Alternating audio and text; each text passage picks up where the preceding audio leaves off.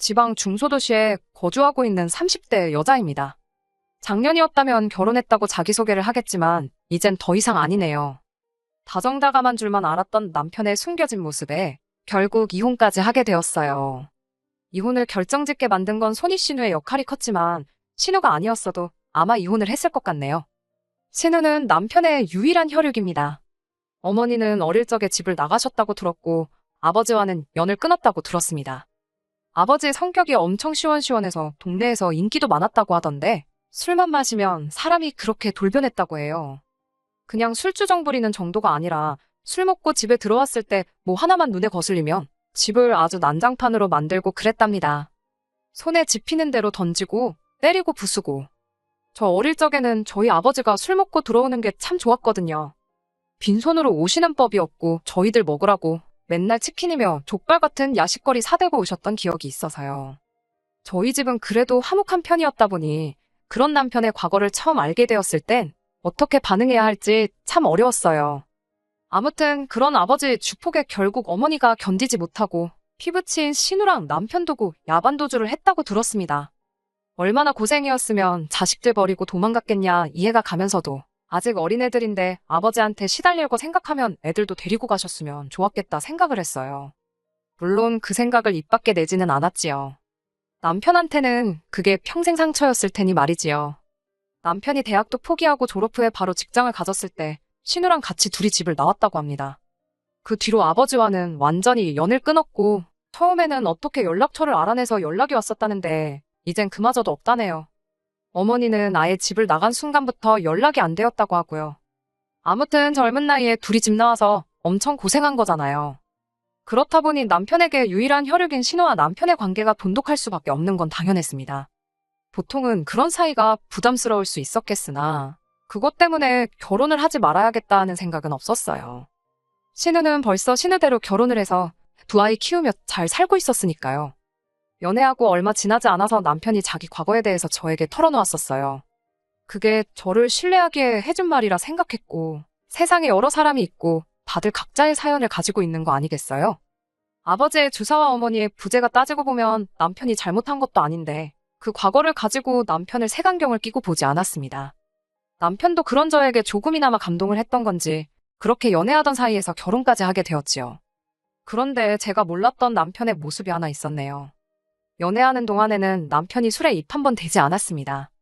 어디 놀러라도 가면 분위기 때문에라도 한두 잔씩은 마실 수도 있는 일 아니겠어요? 저도 주당은 아니지만 술은 어느 정도 즐기는 편이었거든요. 맛있는 음식에는 맛있는 술이 따라온다잖아요. 어디 괜찮은 거 먹으러 가면 취하지 않게 적당히 한두 잔 마시고 그랬어요. 하지만 남편은 정말 술이라고는 입에도 대지 않았어요.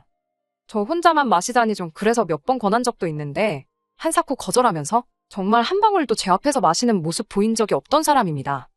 심지어 저희 부모님께 인사드리러 갔던 자리에서도 저희 아버지께서 권하는 술도 안 마셨던 사람이에요. 그렇다 보니 저는 저 나름대로 아버지랑 있던 과거 때문에 이 사람이 술을 안 마시는구나 하고 왜 안 마시냐 따져묻지도 않았네요. 술 안 마신다고 해서 나쁠 거 하나 없잖아요. 그런데 술을 입에 대지도 않는 사람이라 생각했던 남편이 알고 보니 술을 엄청 즐기는 사람이었습니다. 그냥 저랑만 안 마시는 거였어요. 결혼 후에 한 달도 채 지나지 않아서 회사에서 회식이 있었다며 코가 삐뚤어지게 마시고 비틀거리며 들어오는 남편을 봤을 땐 정말이지 멘붕이 와서 뭐라 말로 표현할 수도 없었네요. 이렇게 술을 좋아하는 사람이면 왜 여태껏 제 앞에서 술 한 잔 마시지 않았을까 싶다가 남편이 제 앞에선 억지로 그 좋아하는 술을 참고 있었다는 사실을 알게 되었네요. 제 말이라면 죽는 신용까지는 아니더라도 무조건 하는 척이라도 하는 사람이었는데 술 마시고 나니 목소리도 커지고 아예 통제불능이 되더라고요. 일부러 그러는 건지 양말도 뒤집어 벗어 던져버리고 안 씻는 건 물론이고 옷도 안 갈아입은 채로 바닥에 드러누워서는 고래고래 저한테 이거 해와라 저거 해와라 하는 겁니다. 물 떠다 주고 그런 거 어려운 부탁 아닌 거 아는데 이 사람이 저한테 이렇게 술을 좋아하는 걸 숨겼다는 게 무엇보다 충격적이었네요. 한편으로는 그래도 이 사람이 나름 술 마시고 그러면서 스트레스도 풀 줄 아는 사람이구나 이해해주자 싶었기도 했는데 또 한편으로는 걱정이 되기도 했어요. 막연하게 들던 그 걱정이 좋은 걱정은 아니었습니다. 남편이 저에게 말해줬던 과거 남편 아버지의 이야기 때문이에요. 부전자전이라고 해도 술버릇까지 담는 건 아니니까. 제가 너무 최악의 경우를 생각한 게 아닌가 싶기도 했지만 그래도 찜찜한 마음을 숨길 수는 없었습니다. 다음날 아침에 회식 때문에 좀 마셨다는 심심한 사과를 듣기는 했는데 처음이 어려웠던 거지 한 번 시작을 하고 나니 술 마시고 집에 들어오는 횟수가 점점 잦아지기 시작했습니다. 적당히 마시는 법은 모르는 건지 항상 술 마시고 들어오는 날이면 두 다리로 용케 서 있구나 싶을 정도로 마시고 들어오더라고요. 스트레스 푼다고 술 좀 마실 수 있지 하고 좋게 좋게 넘어가려 했던 것도 이게 한 달에 두어 번씩 그러다 일주일에 한 번꼴로 그러다 심할 때는 이틀에 한 번꼴로 저렇게 술을 퍼마셔대니 좋은 이야기가 나올 수 없었습니다. 아침이면 술 깨서 미안하다 사과는 하지만 그때뿐이지 결국 며칠 지나고 나면 또 연락도 없이 술 마시고 들어오고를 반복하니 저도 짜증이 나더라고요.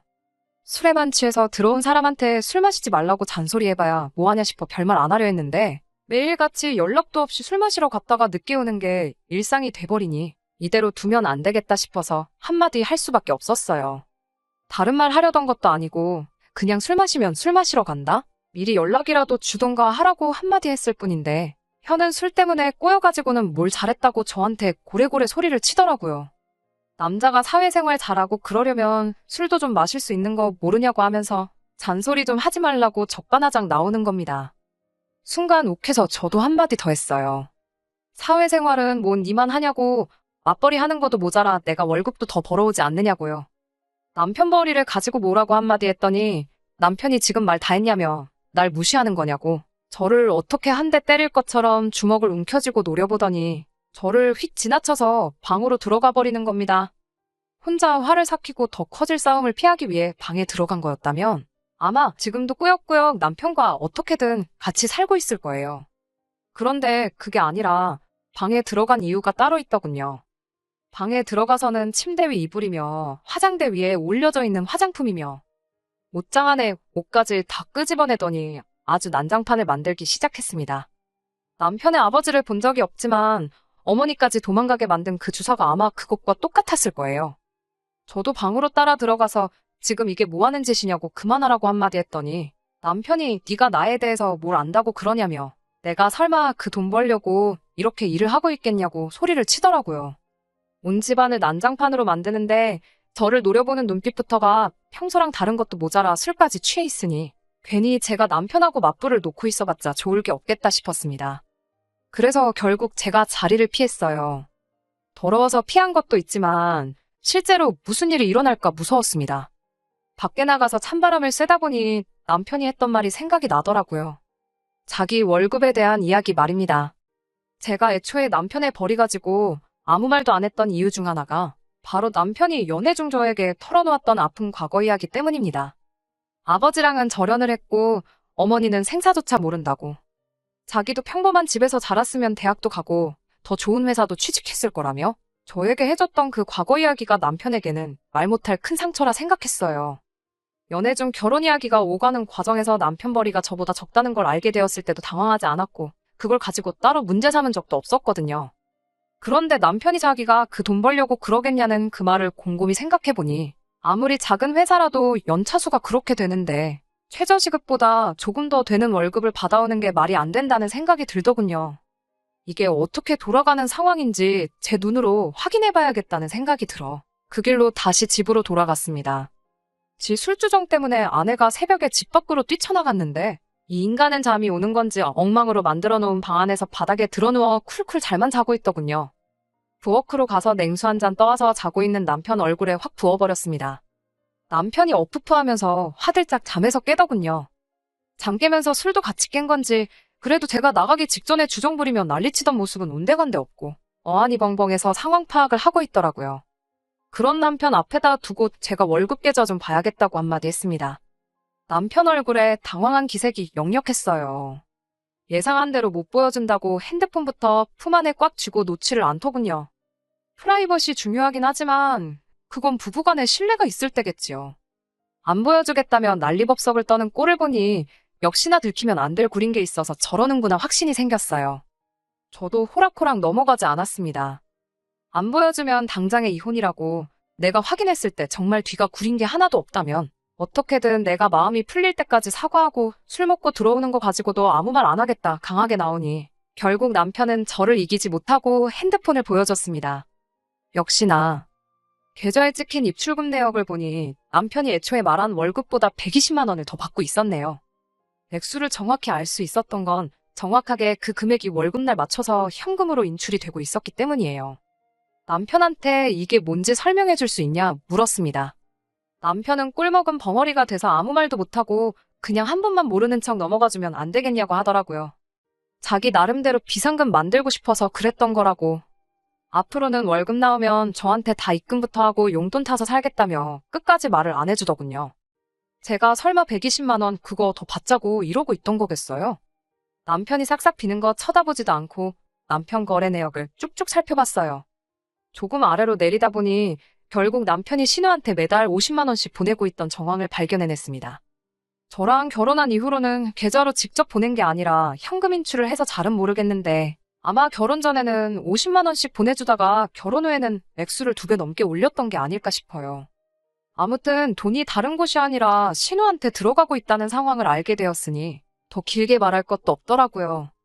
당장 신우한테 전화해서 여기로 부르라 했습니다. 남편이 우물쭈물거리면서 무작정 미안하다고만 하고 그렇게만은 하지 말아달라고 그러더라고요. 직접 전화할 생각이 없는 것 같아 보여서 그럼 내가 신우 오라고 하겠다 하고 전화기를 들었습니다. 그랬더니 남편이 벌떡 일어나서는 저를 밀치며 핸드폰을 뺐더라고요. 그 과정에서 제가 바닥에 내동댕이 쳐졌습니다. 나 모르게 얼마나 구린 일을 벌이고 다니길래 저러나 싶어서 이미 이때부터 이혼밖에는 답이 없겠구나 하는 생각이 섰던 것 같아요. 이혼하고 끝내버려도 되는 일이지만 적어도 신우한테도 한마디 퍼부어줘야지 속이 풀리겠더라고요. 그래서 남편과 몸싸움까지 불사해가며 신우한테 전화를 걸어서 누구 하나 죽어나는 꼴 보기 싫으면 당장 여기로 튀어오라고 소리를 빽빽 질렀어요. 한 30분 정도 지나니 신우가 찾아왔습니다. 신우도 아마 오는 길 내내 생각이 많았을 거예요. 그리고 제가 난리칠 일이라면 동생 결혼하고 나서도 매달 따박따박 용돈이랍시고 받아낸 거 말고는 없겠다는 생각을 했나 봅니다. 집에 오자마자 2달만 기다려주면 동생한테 결혼하고 나서 여태 받아온 돈 그대로 만들어서 돌려주겠다고 저부터 진정을 시키려 들대요. 그깟 돈 몇 푼 돌려받자고 이 야밤에 불러냈겠냐고 돈 욕심에 동생 이혼당하는 꼴 두 눈으로 지켜보라고 부른 거라고 한마디 해줬지요. 신우도 저를 말리다 못해 성질이 났는지 그깟 50만 원 하나뿐인 가족인데 좀 줄 수도 있는 거 아니겠냐. 입장 바꿔 생각해보면 저도 그렇게 했을 거라 하는 겁니다. 그리고 남자가 사회생활 하면 비상금이 필요할 때도 있는 거 아니겠냐고. 괜히 이웃에 민폐 끼치지 말고 그만하자고 하더군요. 그래서 신우 불러낸다고 남편하고 몸싸움하면서 당장 멍이라도 들 것처럼 시퍼렇게 부어있는 제 팔을 보여주면서 돈뿐만 아니라 아내한테 손대는 사람을 남편이라고 데리고 살 생각 없다고 오늘 다 끝내버리겠다고 한마디 했습니다. 신우는 제 팔을 보고도 끝까지 동생 편을 들더군요. 그놈의 사회생활.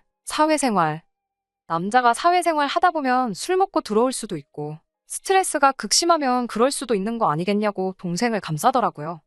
아버지 주폭의 어머니는 야반도주하고 자식들마저 그런 아버지를 견디지 못해 사회인이 되자마자 영 끊고 집 나온 사람들이 할 소리냐고 바로 되받아쳤습니다. 남편이 저한테 말 다 했냐고 또 저한테 성큼성큼 다가오길래 그 길로 저도 바로 신우 머리채를 잡아채고는 한마디 했습니다. 사회생활은 뭐 니들만 하는 줄 아냐고. 나도 사회생활 하고 있고 지금 스트레스 엄청 받아서 그러는 거니 말리지 말라 그러고 신우 머리채를 쥐고 뒤흔들었어요. 남편은 그 와중에도 신우 구하겠다고 저를 밀쳐내는데 저도 저지만 그럴 때마다 신우가 머리채가 뽑혀나갈 것 같은지 아프다고 소리 지르면서 그만 좀 하라고 남편을 말리더군요. 새벽 야심한 시간에 저도 잘한 거 하나 없는 거 알아요. 결국 이웃이 신고를 했는지 경찰이 오고 나서야 상황은 정리가 되게 되었습니다. 저도 많이 열받아 있는 상태긴 했는데 경찰분들도 상황 설명 듣더니 길게 말 안 하고 그냥 신우한테 남편 데리고 어디라도 가라고 하고 저는 야심한 밤인데 이웃들 생각해서 앞으로는 조심 좀 해달라고 주의받고 끝났네요. 그 길로 남편 짐부터 정리해서 다음날 신우네 집으로 전부 보내버렸어요. 신우도 결혼에 애까지 있는 집인데 그 새벽에 동생까지 들이닥치고 날이 밝자마자 짐까지 받으니 그걸 어떻게 집에 설명할 방법이 없었는지 계속 저한테 연락해서 50만 원씩 9개월치에 한 달치 더 보태서 500만 원 만들어줄 테니까 이제 그만 남편 용서해주고 둘이 알콩달콩 잘 살라는 소리만 하더라고요. 매달 120만 원씩 현금 인출이 됐는데 거기서도 끝까지 50만 원밖에 안 받은 것처럼 잡아떼는 걸 보니 기가 차더군요. 그 돈이 필요해서 그런 거 아니고 빠른 시일 내로 이혼 서류 만들어서 보낼 테니 시간 끌지 말고 동생 설득해서 도장이나 찍어 놓으라고 하고 말았습니다. 그리고 몇 달 전에 완전히 남편과는 법적으로도 쫑이 나게 되었네요. 이혼 과정에서 이래저래 스트레스가 많았는데 이제는 속이 다 후련합니다. 신우 말 맞다나 하나뿐인 혈육이나 마찬가지인데 누나한테 용돈하라고 돈 좀 보내주는 거 이해할 수 있어요. 신우도 결혼해서 가정 꾸리고 남편이 벌어주는 생활비로 애 둘 키우며 잘 살고 있으면서 동생한테까지 매달 따박따박 돈을 받아간다는 게 도무지 제 머리로는 이해가 되지는 않지만 그래도 남편이 저한테 결혼 전부터 솔직하게 말해줬다면 어떻게든 이해해보려고 노력했을 수도 있을 것 같습니다. 하지만 술은 다시 생각해볼 문제라고 생각해요. 일로 받는 스트레스, 당연히 술로 풀 수 있는 부분이지만 당장 술 때문에 어머니 도망가게 만든 아버지를 욕하고 결국엔 영까지 끄는 남편이었는데 당장 자기 자신도 그런 아버지와 다를 게 없다는 걸 알고는 있을까요? 반성하며 사는 것까진 바라지 않지만 이제 두 번 다시 제 인생에 나타나주지 않았으면 하는 바람입니다. 끝까지 들어주셔서 감사합니다. 오늘의 사연은 여기까지입니다. 구독과 좋아요, 알람 설정 부탁드리고 더 좋은 사연으로 다시 찾아뵙겠습니다. 감사합니다.